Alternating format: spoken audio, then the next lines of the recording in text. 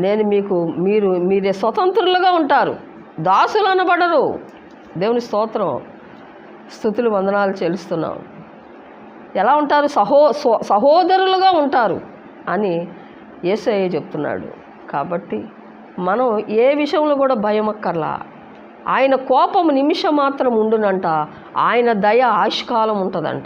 దేవుని స్తోత్రం, దేవునికి వందనాలు చెల్లిస్తున్నాను. సాయంకాలమున ఏడుపు వచ్చి రాత్రి ఉండెనెను, ఉదయమున సంతోషము కలుగును. ఏ విషయము కూడా చింతించక్కర్లా మనం. ఎందుకనంటే సాయంకాలమున ఏడుపు వచ్చిన ఉదయాన్నే దేవుడు మనల్ని ఏం చేస్తాడంటే సంతోషపరుస్తాడు.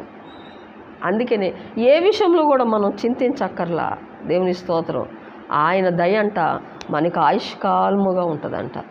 దేవుని స్తోత్రం. కాబట్టి స్తుతులు వందనాలు చేస్తున్నాను. దేవుడు ఈ మాటలు దీవించును గాక.